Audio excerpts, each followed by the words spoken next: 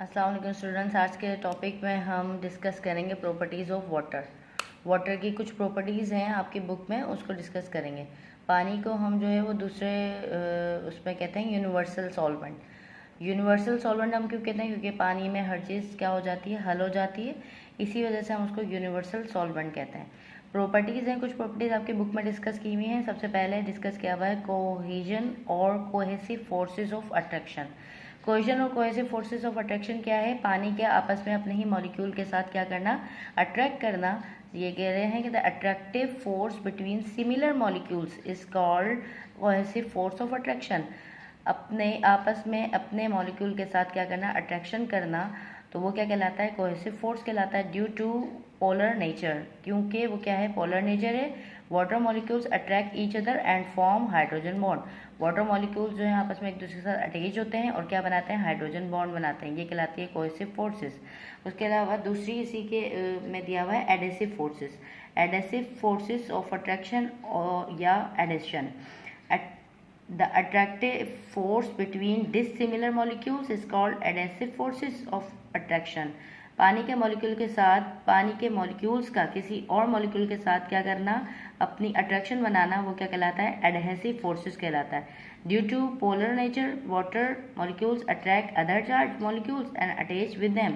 वो क्या करते हैं, दूसरे चार्ज मॉलिक्यूल के साथ क्या हो जाते हैं, अटैच हो जाते हैं और अपनी जो है वो बॉन्डिंग बना लेते हैं। उसे कहते हैं, नेक्स्ट पॉइंट आपकी बुक में दिया हुआ है हाई स्पेसिफिक हीट।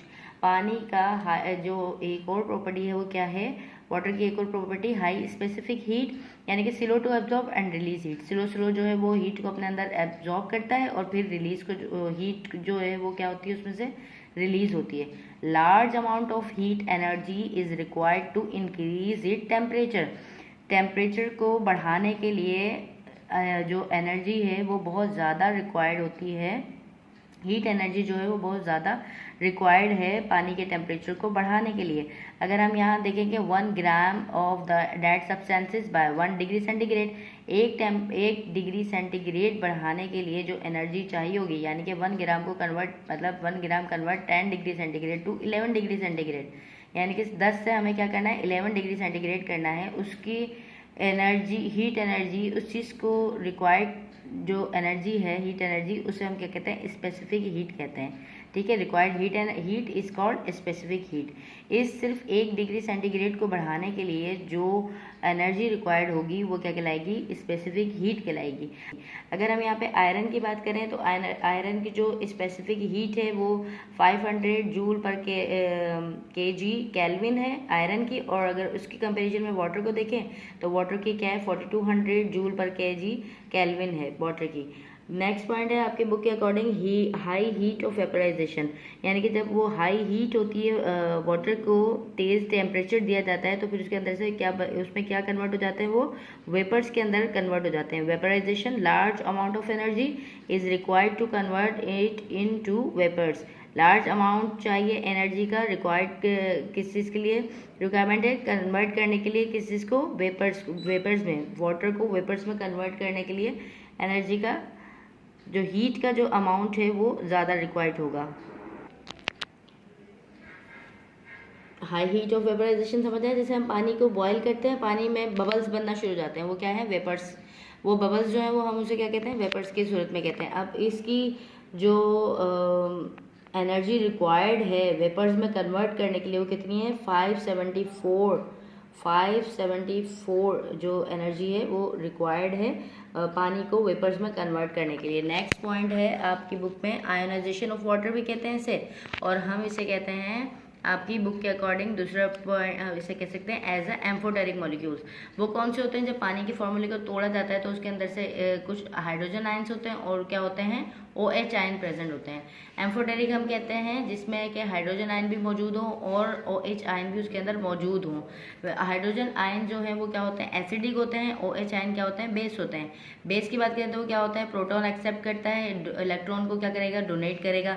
एसिड की बात करें तो प्रोटॉन जो है वो डोनर है और इलेक्ट्रॉन को क्या करता है, एक्सेप्ट करता है।